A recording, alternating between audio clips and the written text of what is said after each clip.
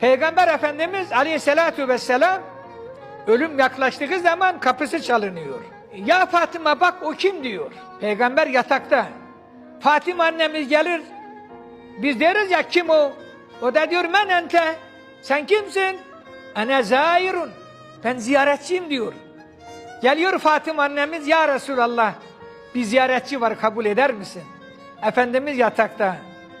Diyor ki kızım, o gelen ziyaretçi değil, o gelen dostu dosttan ayıran, çocukları yetim koyan, hanımları dul koyan, feftehi lehu elbab, kapıyı aç gelsin.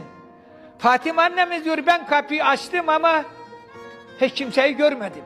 Melek ya, gelen ölüm meleği Ezrail aleyhisselam.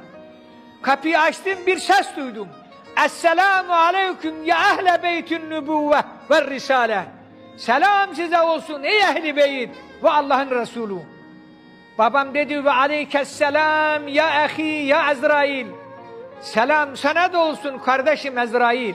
Eci'teni zairen em kabiden biiznillah. Gerçekten beni ziyarete mi geldin, görevli mi geldin? Hazreti Ezrail aleyhisselam dedi, vallahi ya Muhammed, Rabbim bana bu görevi vermiş vereli hiç kimsenin ziyaretine gitmedim.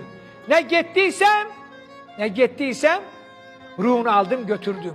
Ama size gelince Allah'ım dedi ki, Habibim izin verirse ruhunu al, izin vermezse geri dön. Emir ferman senindir ya Resulallah, seni bekliyorum. Ey benim kardeşim, ölüm meleği gelmiş ondan destur istiyor. Biz böyle bir peygamberin ümmetiyiz. Elbette onu gözümüzle de görmek isteriz. Allah ahirette göstersin.